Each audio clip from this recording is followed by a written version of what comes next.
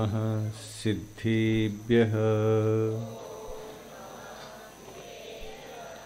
ॐ नमः सिद्धिभ्यः। मोक्षमार्गस्य नेतारं भेतारं कर्मभूभृतां ज्ञातारं विश्वतत्त्वानां वन्दे तद्गुणलब्धये वन्दे तद्गुणलब्धये। पंच परमेष्टि भगवान की, अहिंसा परमो धर्म की, आचार्य गुरुवर श्री विद्यासागर मुनि महाराज की, आज के तपोभावना की।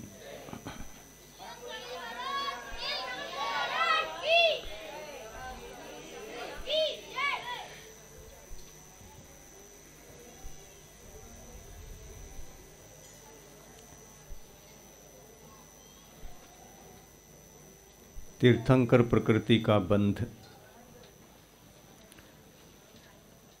शक्तितस तपो भावना के माध्यम से भी किया जा सकता है। शक्ति के अनुसार तप करना, यह भी तीर्थंकर प्रकृति के बंध में निमित्त बन सकता है। दर्शन विशुद्धि को छोड़कर, यानी उसके साथ किसी 15 में से एक भावना को जोड़ेंगे और उसका आचरण हम करेंगे, तो 15 में से कोई एक भावना भी तीर्थंकर प्रकृति के बंध में कारण बन सकता है।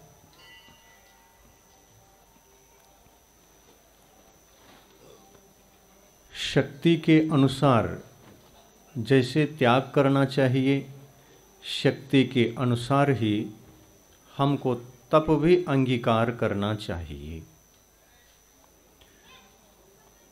विदाउट तपस्या कर्मों की निर्जरा नहीं होती।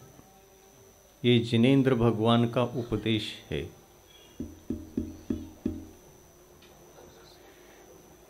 ऐसी आवाज आ रही है।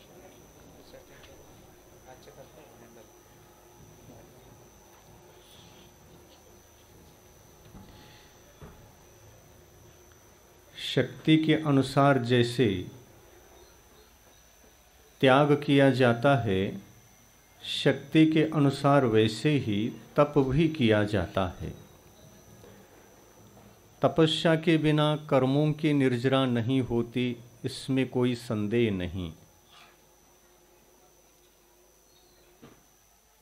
तप से पूर्व त्याग करना पड़ता है। त्याग पूर्वक तपस्या करेंगे तो वह तपस्या मोक्ष मार्ग में या तीर्थंकर प्रकृति को बंद करने के क्षेत्र में सफल होता है।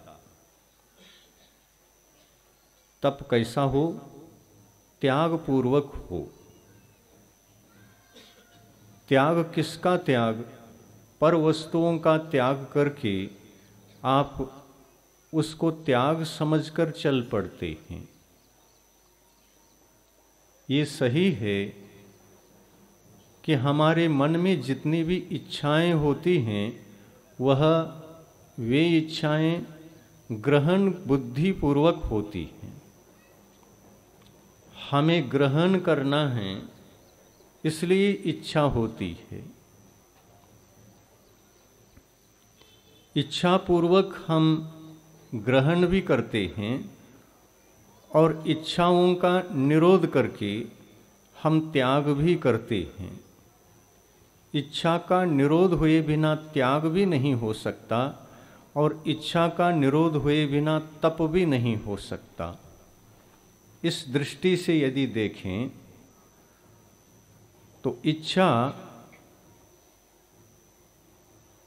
का निरोध त्याग में भी है और तप में भी है। त्याग और तप में दोनों में इच्छा है।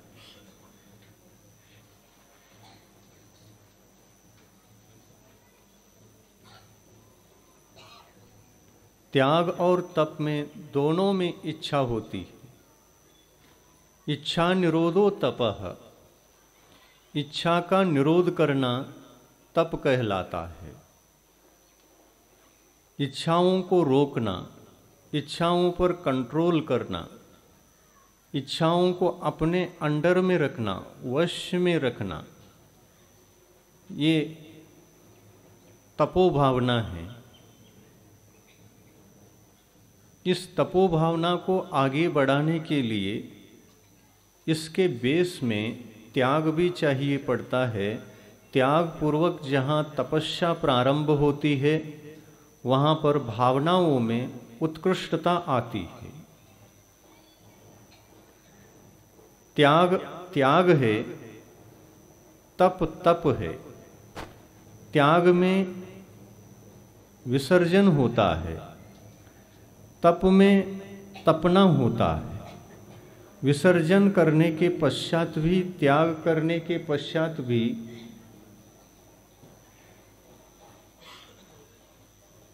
विसर्जन करने के पश्चात भी और त्याग करने के पश्चात भी यदि हम तपते नहीं, यदि हम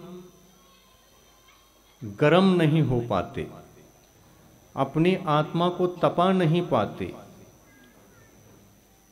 तो त्याग सफल नहीं हो सकता।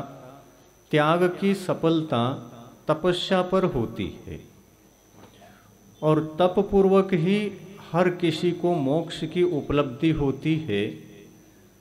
तप पूर्वक ही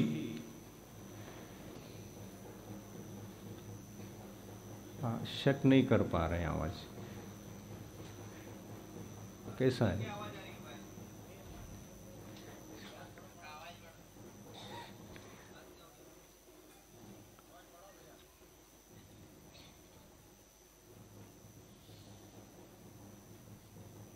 त्याग पूर्वक तपस्या करना आवश्यक होता है।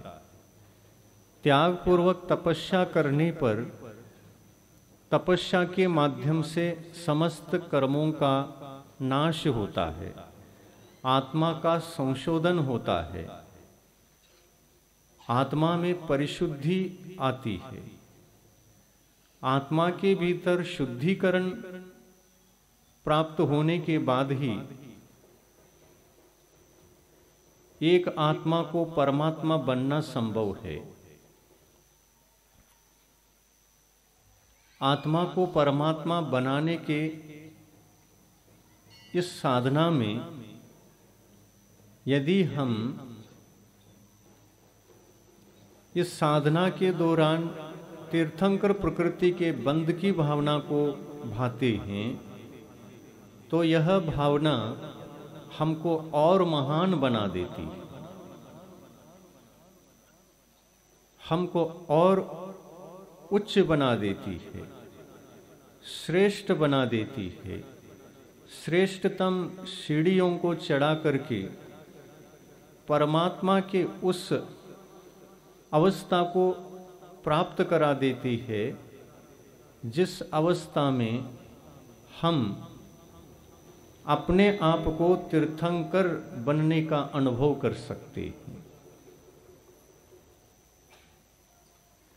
तीर्थंकर प्रकृति का बंध त्याग से भी हो सकता है तो तप से भी हो सकता है। ये दोनों भावनाएं हैं, पवित्र भावनाएं। इनके माध्यम से इसकी भूमिका में, इसके बेस में विशुद्धि आवश्यक होती है। प्रत्येक कार्य विशुद्धि के माध्यम से ही संपन्न होना आवश्यक होता है। विशुद्धि होती है, विशुद्धि के बिना कोई भी कार्य सक्सेस नहीं हो सकता है। हम यदि सक्षम हैं तो हर किसी कार्य को सक्सेस कर सकते हैं।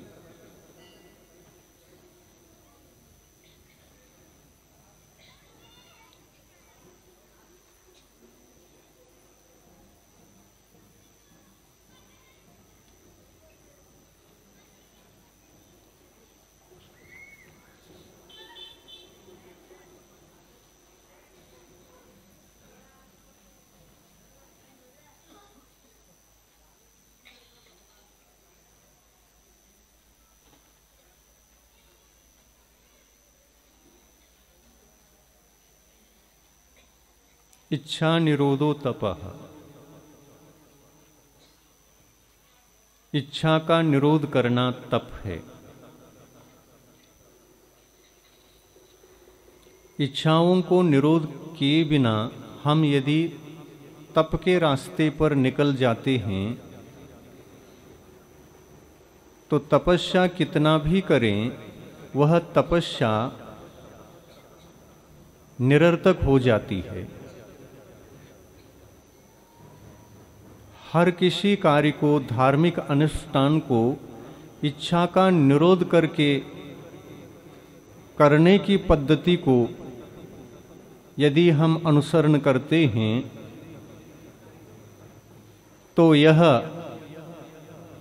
त्याग, तपस्या, संयम, पूजन, दान इत्यादि अनेकों जो हमारे जीवन के हर चर्या में अनुष्ठान होता है वह अनुष्ठान पूरी तरह से सक्सेस हो जाता है। मूल में एक ही बात हमें ध्यान में रखना चाहिए। क्या ध्यान में रखना चाहिए? ये ध्यान में रखना चाहिए, इच्छा निरोधो तपः। इच्छा निरोध करने पर ही तप होता है। जैसा तप इच्छा निरोध करने से होता है वैसा ही त्याग भी इच्छा के निरोध से ही होता है। वैसे ही संयम भी इच्छा निरोध पूर्वक ही होता है।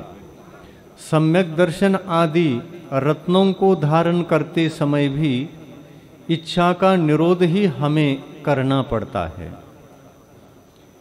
इच्छा निरोधो तपः। इच्छा का निरोध करना तप है। संयम और त्याग ये दोनों जिसके जीवन में आ चुके हैं, संयम को और त्याग को सफल बनाने के लिए तपस्या भी करनी होगी। तप की भावना भी भानी पड़ेगी। तप की भावना भाना प्रारंभ कर देते हैं तो कर्मों का संशोधन होकर आत्मा परिशुद्ध होता है। सागर तपता है, समुद्र तपता है। तपने के कारण से ही हम लोगों के लिए यहाँ पानी बरसता है। सागर अगर न तपे तो यहाँ पानी बरस नहीं सकता। बहुत तपता है सागर जब पानी तप करके बाष्पित बन करके ऊपर उड़ने लगता है। आकाश मार्ग से वे ही बादल विहार करते करते करते यहाँ आ जाते हैं, बरसते हैं, बरसने लगते हैं। सागर अगर ज़्यादा ही तप गया, आकाश में बादल ज़्यादा ही उठ गए तो हवा के झोंके से जिधर हवा बहती है, हवा के माध्यम से वे गमन करते करते आकाश मार्ग से किसी न किसी एक प्रदेश में पहुंच जाते हैं और वो बरसने लगते हैं। बादल बरसने योग्य होने के लिए उनके लिए एक वातावरण निर्मित होता है। वातावरण निर्मित होने के पश्चात ही बादल पानी बन करके धरती पर बरसते हैं और धरती को हरा भरा कराने में निमित्त बनते हैं। वैसा ही हमारे लिए भी करना पड़ेगा। आपने संयम धारण किया, आपने सम्यक्त्व धारण किया, आपने त्याग भी धारण किया। सम्यक्त्व, संयम, त्याग इत्यादि के माध्यम से काम नहीं चलता। तप को भी अंगीकार करना पड़ेगा, अर्थात आत्मा को तपाना पड़ेगा। कैसे तपाया जाए? आत्मा को कैसे तपाना? तो तपने के लिए 12 रास्ते भगवान ने बताया है। 12 प्रकार के तपों के मार्ग हैं। इस मार्ग से गुजर करके हम आत्मा को तपा सकते हैं। 12 प्रकार के तपों में 6 तो अंतरंग तप हैं और 6 बहिरंग तप हैं। बहिरंग तप 6 प्रकार के कौन कौन से? अनशन, ऊनोदर, वृत्ति परिसंख्यान, रस परित्याग, काय क्लेश इत्यादि। ये जो 6 प्रकार के तप हैं ये बहिरंग तप माने जाते हैं। आप लोग उपवास या एकासन के साथ इस पूजा अनुष्ठान को संपन्न कर रहे हैं कि नहीं? उपवास से भी कर रहे हैं और एकासन से भी। जिसके पास जो शक्ति है, शक्ति के अनुसार त्याग कर रहा है, उपवास आदि धारण कर रहा है, विशुद्धि पूर्वक ये पूजा अनुष्ठान संपन्न कर रहा है। ये जो 12 प्रकार के तप हैं उसमें सर्वप्रथम नंबर आता है अनशन। अनशन यानी अशन यानी आहार, चतुर्विध आहार, खाद्य, स्वाद्य, लेय और पेय। 4 प्रकार का आहार होता है। 4 प्रकार के आहार में से किसी एक भी प्रकार का आहार स्वीकार नहीं करना ये अनशन कहलाता है। कोई कोई ऐसा समझते हैं कि अनशन का अर्थ जलोपवास, जल भी ले लेते हैं और ऊपर से उपवास उसके लिए नाम दे देते हैं, जलोपवास हम कर रहे हैं। लेकिन जल अगर ले रहे हैं तो वो उपवास की कोटि में नहीं आता है। उपवास में अनशन होता है और अशन 4 प्रकार का होता है। जो पिया जाता है, पीने के योग्य सामग्री होती है, ऐसे जल, पेय पदार्थ वगैरह सभी के सभी ये आहार की कोटि में ही आते हैं। जल भी पी लो तो भी आहार करने के समान है। शरबत भी पी लो, दूध पी लो, फलों का रस पी लो, ये पेय पदार्थ हैं। पेय पदार्थ को आप किसी भी प्रकार से स्वीकार करते हैं, कितना भी स्वीकार करते हैं, उतने प्रमाण में आप स्वीकार करके ये तप तो कर रहे हैं, लेकिन पेय पदार्थ के ग्रहण करने में भी अनशन तप नहीं होता, ऐसा जिनेंद्र भगवान का उपदेश है। इसलिए जलोपवास कहना और उसको उपवास समझना ये बराबर नहीं है। जल को स्वीकार करते हुए, जल को ग्रहण करते हुए उपवास करेंगे तो उपवास नहीं, बल्कि उसको द्वितीय तप, ऊणोदर तप, दूसरा कौन सा? बहिरंग तप में ऊणोदर तप कहा जाएगा। द्वितीय तप ऊणोदर तप है। जल लेंगे तो हम ऊणोदर कर रहे हैं, उपवास नहीं कर रहे हैं। इसलिए जलोपवास शब्द ठीक नहीं। जल ले लिया और फिर भी उपवास मान लिया, जलोपवास कह दिया, ये जलोपवास कहना ठीक नहीं, क्योंकि वह ऊणोदर तप की कोटि में आया। ऊणोदर का अर्थ है चतुर्विध आहार में से किसी भी एक प्रकार के आहार को भी आपने एक ग्रास भी ग्रहण कर लिया, एक अंजुली जल भी पी लिया तो ऊणोदर तप हुआ। 2 अंजुली पी लिया तो भी ऊणोदर तप हुआ। ऊनोदर का मतलब ऊन उदर, कम पेट भोजन करना। चाहे उस भोजन को जल से कर लो, चाहे उस भोजन को आहार के रूप में कर लो, खाद्य पदार्थों से कर लो, स्वाद्य पदार्थों से कर लो, किसी भी पदार्थ से कर लो, वह ऊनोदर की कोटि में आता है। ये ऊनोदर ही कहलाएगा। तो हम जो तप करते हैं, यह तप किस प्रकार का होना चाहिए? तो तप जो है शक्ति के अनुसार तो होना ही चाहिए। हम जिसको अंगीकार करते हैं वह तप ही अपने जीवन में हो सकता है। हम ऊनोदर करेंगे तो ऊनोदर तप कहलाएगा। चाहे उसमें जल ग्रहण कर लें, चाहे खाद्य पदार्थ ग्रहण कर लें, कोई और किसी पदार्थ को ग्रहण कर लें, वह ऊनोदर के कोटि में आता है। ऊनोदर तप है ये ऊनोदर तप के उपरांत एक तप और आता है, अनशन ऊनोदर वृत्ति परिसंख्यान। वृत्ति परिसंख्यान का मतलब कोई नियम लेकर के भोजन ग्रहण करना।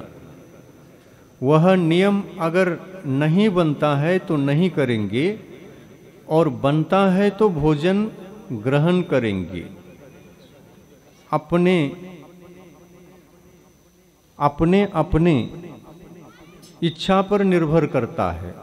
अपने अपने अंतराय कर्म के क्षायोपशम पर यह निर्धारित होता है। अंतराय कर्म का क्षायोपशम हो तो आहार का योग बनेगा, और अंतराय कर्म का क्षयोपशम न हो तो आहार का योग नहीं बनेगा। इस प्रकार हो सकता है। ये ऐसा तप क्यों करते हैं?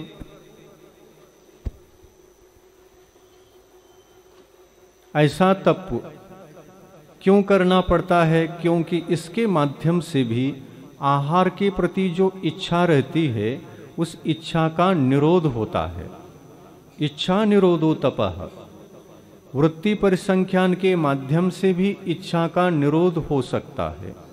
ऊनोदर के माध्यम से भी इच्छा का निरोध हो सकता है, और उपवास के माध्यम से भी इच्छा का निरोध हो सकता है। पर ये सोचें आप, उपवास करने से अच्छी तरह से इच्छा का निरोध होता है या ऊनोदर करने से? कम खाने से इच्छा का निरोध अच्छी तरह से होता है या उपवास करने से? उपवास करने से आप कहते हैं उपवास करने से अच्छी तरह से इच्छा का निरोध होता है, लेकिन भगवान ने कहा ये बात नहीं है। ऊनोदर करने में इच्छा का निरोध बहुत अच्छी तरह से होता है। इससे ज़्यादा इच्छा का निरोध वृत्ति परिसंख्यान में होता है। इससे ज़्यादा इच्छा का निरोध रस परित्याग में होता है। उत्तरोत्तर इच्छा का निरोध अधिक होने से इस तपस्या में बहुत कठिनाइयाँ होती हैं। ये पूर्वापर एक दूसरे के जो तप हैं, उत्तरोत्तर तप कठिन होते हैं और पूर्व के तप बहुत सरल माने जाते हैं। उपवास करना सरल है, सबसे सरल कोई तप है तो उपवास करना सबसे सरलतम तप है। इससे कठिन है कम भोजन करना।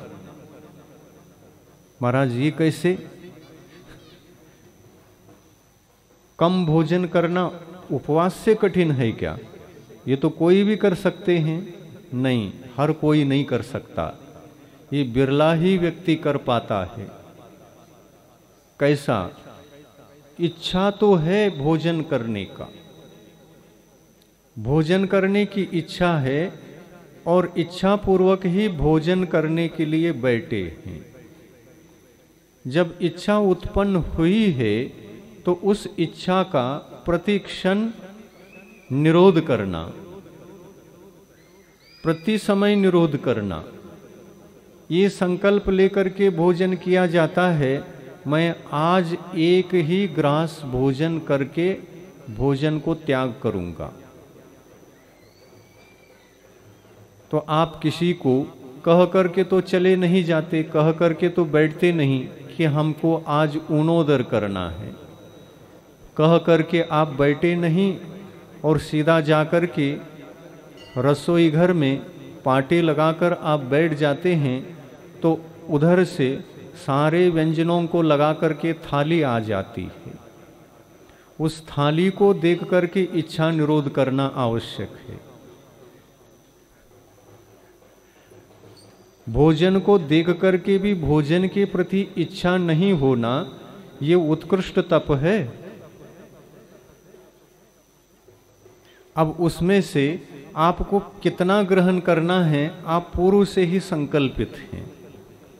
मुझे तो केवल एक ग्रास ही लेना है। क्या लेना है ये आपको पहले से ही निश्चित भी होता है, आपका पहले से निश्चित भी होता है, या बाद में भी निश्चित कर लें। तो एक ग्रास के प्रति आप संकल्पित हैं, तो एक ग्रास लेकर के भोजन बंद करेंगे।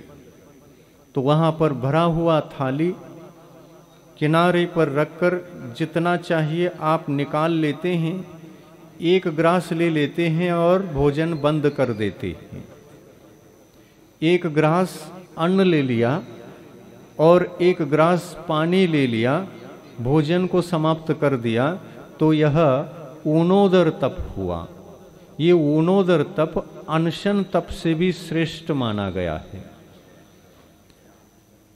और ऊणोदर से भी श्रेष्ठ तप माना गया है कौन सा? रस परित्याग। अनशन, ऊणोदर, वृत्ति परिसंख्यान। वृत्ति परिसंख्यान तृतीय नंबर में है, ये उन दोनों से श्रेष्ठ है। वृत्ति परिसंख्यान का मतलब कोई नियम लेकर के, अभी जो समझा रहे थे वही नियम लेकर के करना। मैं ऐसी इस प्रकार की वस्तु अगर थाली में रहेगी तो भोजन करूंगा, नहीं रहेगी तो भोजन नहीं करूंगा। तो वो हो भी सकती है, नहीं भी हो सकती है। होती है तो उसमें से भी एक ग्रास ग्रहण करूंगा, तो ये ऊणोदर तप हुआ। और वह वस्तु थी तो एक ही ग्रास कर लिया, ये ऊणोदर तप हुआ। और वस्तु थी इसलिए आहार ग्रहण किया, तो ये वृत्ति परिसंख्यान हुआ। और उसमें भी रस परित्याग तप को भी एक साथ आप कर सकते हैं। ऊणोदर, वृत्ति परिसंख्यान, रस परित्याग, ये तीनों तपों को एक साथ कर सकते हैं। क्या किया? हमको सभी रसों को ग्रहण नहीं करना है, उसमें भी जो उपलब्ध है उसमें से एक रस को ही ग्रहण करना है, शेष रसों का त्याग।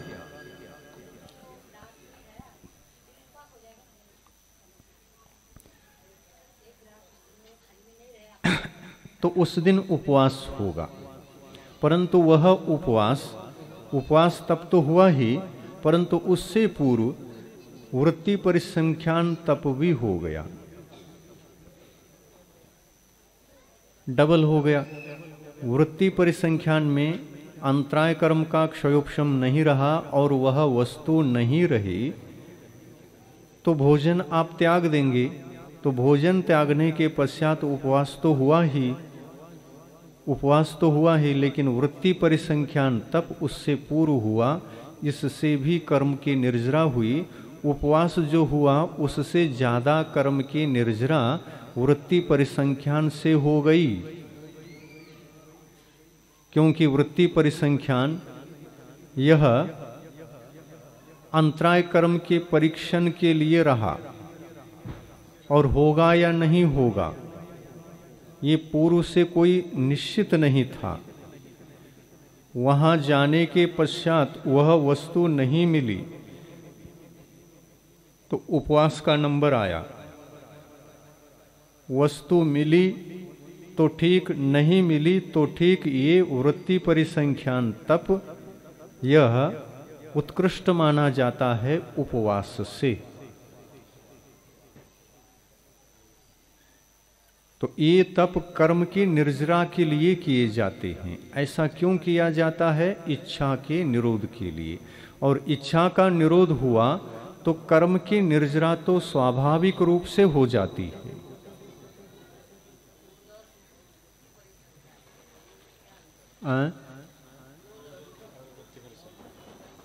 ऊनोदर यानी अल्प खाना, वृत्ति परिसंख्यान यानी खाने के लिए तो जा रहे हैं, ऐसी ऐसी वस्तु यदि मिली तो भोजन ग्रहण करेंगे, नहीं मिली तो उस दिन भोजन नहीं ग्रहण करेंगे। इसको कहते हैं वृत्ति परिसंख्यान। वृत्ति परिसंख्यान का तप ये है कि वस्तु पर डिपेंड है। जैसे कि थाली लगा करके लाया जाता है, तो थाली आने के उपरांत उस थाली में गुड़ रहेगा तो भोजन करेंगे, गुड़ नहीं दिखेगा तो भोजन त्यागेंगे। ऐसा कोई भी वस्तु का संकल्प हो सकता है, केवल गुड़ ही नहीं, सभी वस्तु में से किसी भी एक वस्तु का संकल्प होता है। ऐसा ऐसा रहेगा तो आहार ग्रहण करेंगे। ये वृत्ति परिसंख्यान तब बहुत प्रकार से किया जाता है। जैसे कि बड़े बड़े मुनियों ने तप किया है पूर्व काल में, वो आहार के लिए मुनियों ने किया है। ये गृहस्थ भी कर सकता है अपनी शक्ति के अनुसार, पर मुख्य रूप से मुनि भी करते हैं। मुनियों ने कैसे किया है देखो। बैल के सींग में यदि गुड़ लगा हुआ दिखा तो आज का भोजन ग्रहण होगा, नहीं तो ग्रहण नहीं होगा। अब ये कहाँ से होगा? योग। लेकिन ऐसा भी योग बन सकता है और भोजन प्राप्त हो सकता है, लेकिन इसके लिए अंतराय कर्म का इतना तीव्र क्षयोपशम चाहिए। तो ऐसा क्षयोपशम हो तो मिलेगा, नहीं तो योग नहीं मिलेगा। और मिला, ऐसा मिलाओ, कभी कभी मिलता भी है और कभी कभी नहीं मिलता है। और यह वृत्ति परिसंख्यान इतना कठिन होता है, तो जब तक ऐसा नहीं मिलेगा तब तक भोजन ही हम नहीं ग्रहण करेंगे।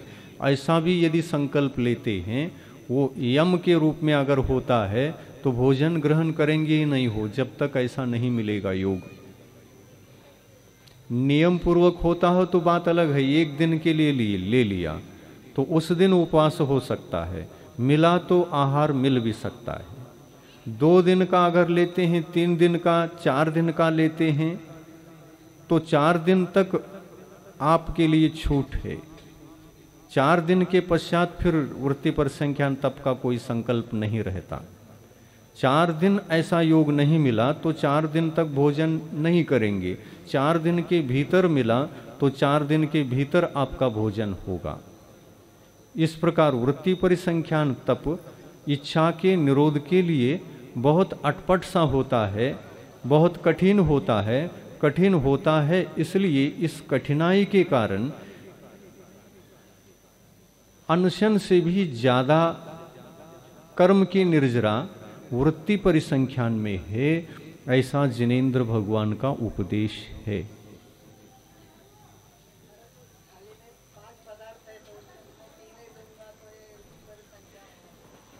ये वस्तु संकल्प, वस्तु मर्यादा, वस्तु को मर्यादित करके 4 रहेंगे तो 2 लेऊंगा, 6 रहेंगे तो 3 लेऊंगा, या 10 रहेंगे तो 1 ही लेऊंगा। इस प्रकार वस्तुओं की मर्यादा को लेकर के अगर आप भोजन करते हैं तो ये ऊनोदर नहीं, ये वस्तुओं का त्याग हुआ। रस परित्याग अलग है, वस्तु परित्याग अलग है। रस 6 प्रकार के होते हैं। कौन कौन से रस 6 होते हैं? दूध, दही और घी, ये 3। दूध, दही और घी, ये 3 रस अलग अलग हैं। गुड़, तेल और मिर्च,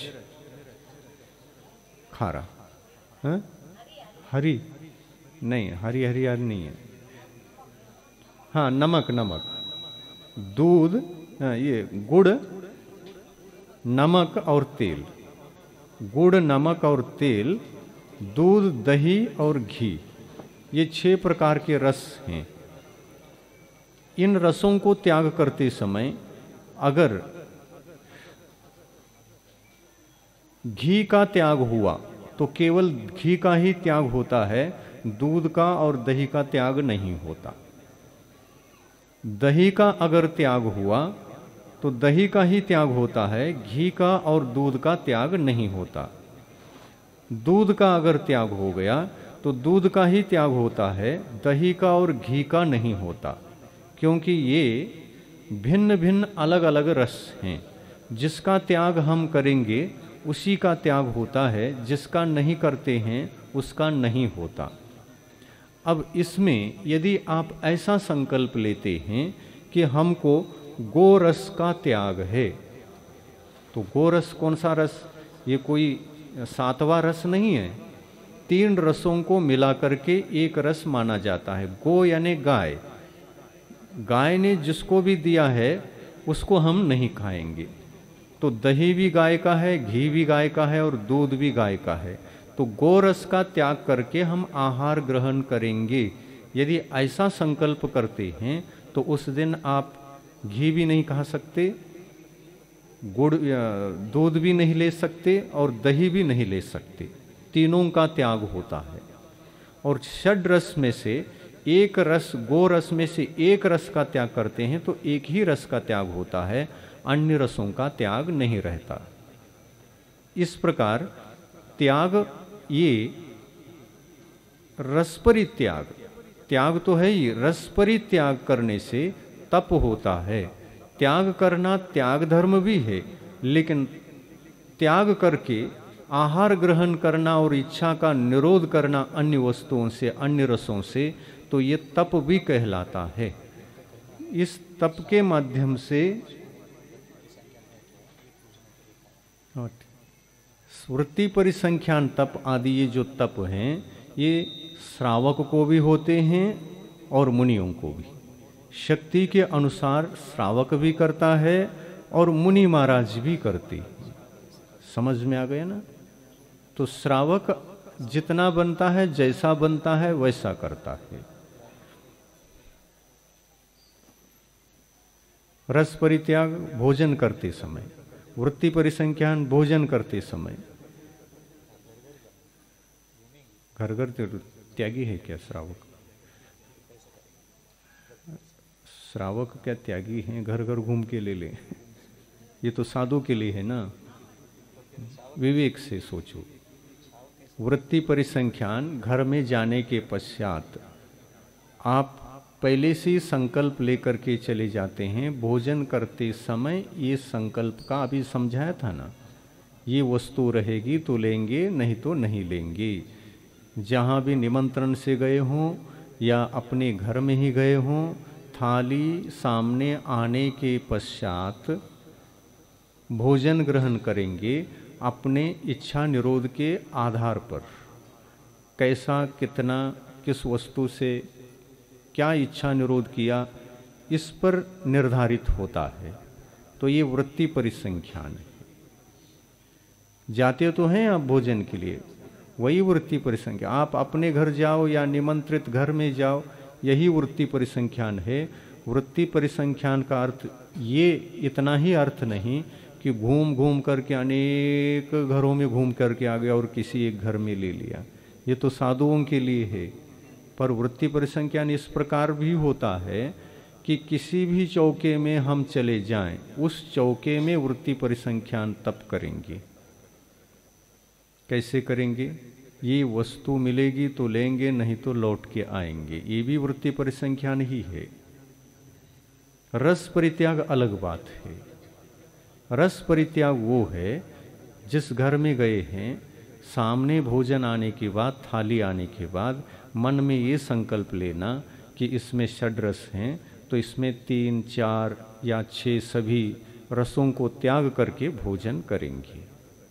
6 रसों को त्याग करके भी भोजन कर सकती कि नहीं? हैं? जल ले सकते हैं, दाल रोटी भात, इसमें कौन सा रस है? उसमें तेल भी नहीं, उसमें नमक भी नहीं, उसमें गुड़ भी नहीं, उसमें घी भी नहीं, दूध तो लेना नहीं और दही तो खाना नहीं। 6 रसों का त्याग हो गया। दाल रोटी भात खा करके आ गए, ये षड्रस त्याग भोजन कहलाता है। षड्रस एक भी रस इसमें नहीं रहा, षड्रस त्याग भोजन रहा। तो इस प्रकार से भी तप करते हैं। तपस्या क्यों करना, किस लिए करना, ये ध्येय को ध्यान में रखना चाहिए। कई लोग तप करते हैं लेकिन क्यों कर रहे हैं यही पता नहीं रहता। कई लोगों को पता नहीं रहता। आप लोगों ने इतने दिन तक तप किया, क्यों किया ये बता नहीं पाते। उपवास किया, क्यों किया? हर साल उपवास करते हैं 10 लक्षण में। किसी से पूछा जाए व्यवस्थित वो बता भी नहीं सकते, क्योंकि मालूम ही नहीं है क्यों करते हैं। सब लोग करते हैं इसलिए हम करते हैं ये बताते हैं। ये भी कोई कारण है? सभी लोग देखा देखी कर रहे हैं, फिर क्यों कर रहे हैं, इसका क्या फल है, क्या परिणाम है, ये नहीं बता पाते। हाँ, करने की एक परंपरा बना ली। 10 लक्षण है तो इसमें उपवास किया जाता है। हाँ, और कोई पर्व का समय आ गया तो वो कोई पर्व आता है ना, सप्तमी, मुकुट सप्तमी, तो उस समय बहुत सारे लोग अपने बच्चों को भी उपवास करा देते हैं। बहुत सारे लोग उपवास करते हैं। महाराज आज उपवास हैं, क्यों हैं? वो मुकुट सप्तमी है। तो ऐसा मुकुट सप्तमी के दिन ही आप उपवास क्यों करते हैं ये पूछें तो कोई किसी को बताना ही नहीं आता। मुकुट सप्तमी के दिन भगवान पार्श्वनाथ को मोक्ष की प्राप्ति हुई थी, और उस दिन उपवास करने का मतलब रहता है कि भगवान पार्श्वनाथ की तरह हम भी इस सप्तमी के दिन कम से कम एक आध दिन तप करके, उपवास करके, पार्श्वनाथ ने जिस मोक्ष संपदा को प्राप्त किया था वैसे ही हमको भी मोक्ष संपदा की उपलब्धि हो, इस भावना से किया जाता है। वो क्या कहते हैं, कुमकुम, है कुमकुम व्रत बोलते हैं उसको, है सुहाग दशमी बोलते हैं। तो उसको सुहाग दशमी नाम रख दिया, तो इसका नाम ऐसा क्यों पड़ा? बोलो कोई एक आध जन। सुहाग का मतलब क्या है?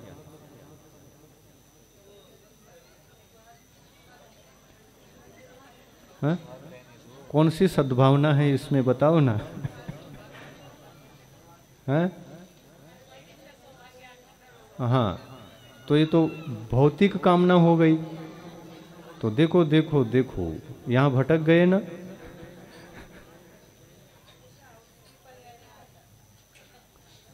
पति के संरक्षण के लिए सुहाग व्रत कह करके, पति के प्रति शुभ कामना रखकर आप इस उपवास को कर रहे हैं, तो ये इच्छा निरोध तप नहीं हुआ, ये तो भौतिक कामना हो गई। दूसरी बात, इस प्रकार से ये किए नहीं जाते जैन परंपरा में। किसी के सुहाग के लिए ये करना वो करना, ये वैदिक परंपरा में अवश्य है, पर जैन परंपरा में नहीं है। क्यों नहीं है? क्योंकि जैन परंपरा में ये है कि अगर आप तप कर रहे हैं तो इच्छा के निरोध के लिए करना, परमार्थ की सिद्धि के लिए करना, आत्म कल्याण के लिए करना, कर्म निर्जरा के लिए करना। प्रत्येक आत्मा, संसारी आत्मा कर्माधीन है। उसके पास 8 प्रकार के कर्म होते हैं, ज्ञानावरण, दर्शनावरण, वेदनी, मोहिनी, आयु, नाम, गोत्र, अंतराय। ये 8 प्रकार के कर्मों से बद्ध है। इन्हीं 8 कर्मों को नष्ट करके संसार से मुक्त होने के लिए तप किया जाता है, उपवास किया जाता है। जब यह तप मोक्ष की प्राप्ति के लिए है, तो तप भी क्या पति के संरक्षण आदि के लिए भी करना चाहिए? बोलो तो, आप लोग जैन हैं। जो तप परमार्थ की सिद्धि के लिए करते हैं, परमार्थ की प्राप्ति तो होती ही है, लेकिन उनको क्या पुण्य का बंध नहीं होता? पुण्य का बंध अवश्य होता है। और उस पुण्य से क्या आपके सौभाग्य की रक्षा ऑटोमेटिक नहीं होती? होती है। जो ऑटोमेटिक हो रही थी वहां पर आपने संकल्प क्यों ले लिया?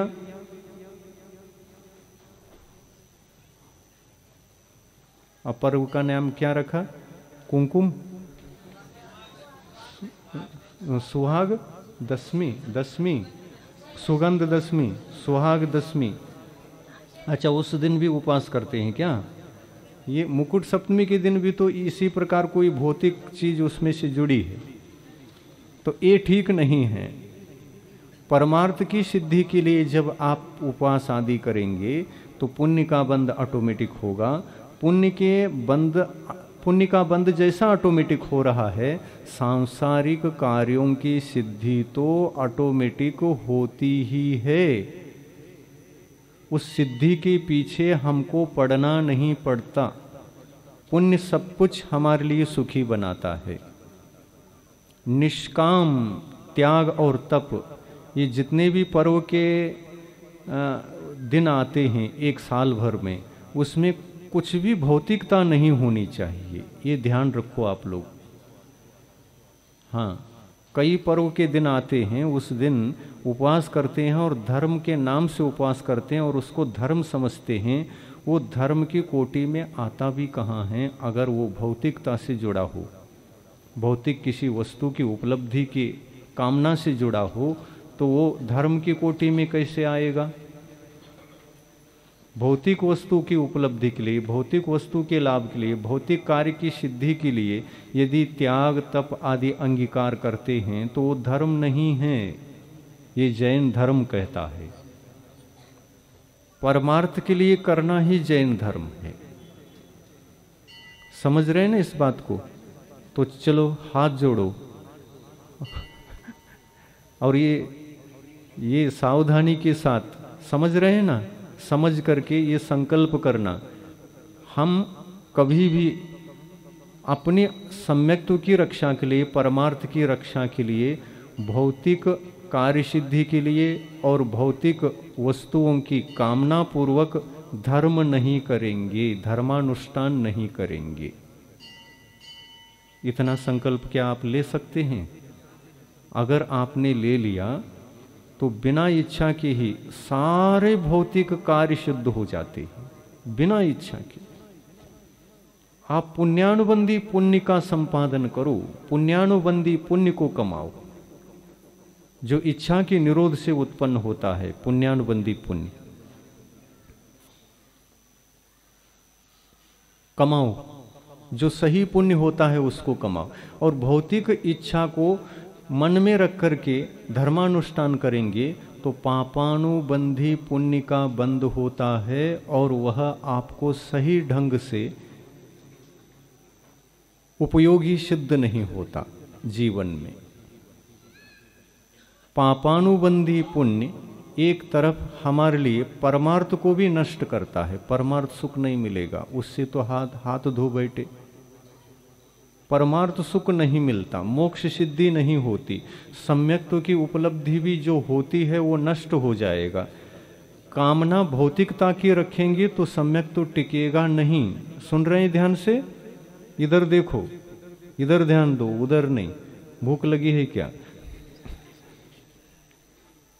कैसे करना? विवेक से करना है। जैन धर्म का पालन बिना विवेक से नहीं होता, विवेक पूर्ण ही धर्म किया जाता है। तो रखो विवेक। टाइम हो रहा है। क्या संकल्प लेना? किसी भी धर्म के अनुष्ठान को, चाहे वो उपवास हो, कोई पर्व का दिन हो, पूजन हो, उपवास हो, भक्ति हो, कुछ भी हो, तीर्थ यात्रा हो, दान हो, भौतिक वस्तुओं की कामना के लिए नहीं करना। तो किसके लिए करना? आत्म कल्याण के लिए करना, कर्म निर्जरा के लिए करना, मोक्ष आदि की प्राप्ति के लिए करना। तो ये अगर ध्येय रहता है, संकल्प रहता है, तो पुण्यानुबंधी पुण्य का ऑटोमेटिक होना होता है और उसके फलस्वरूप भौतिक वस्तुएं आपको सहज रूप में ही प्राप्त होती, मांगना नहीं पड़ता उनको। जैसे कि वो मिलते हैं नहीं मिलते ये शंका करके उसके पीछे पड़ना पड़े, मिलते हैं। इच्छा का निरोध करके करेंगे तो ये भौतिक वस्तु प्राप्त होती है, इसमें कोई शंका नहीं। ऐसा संकल्प करेंगे हैं?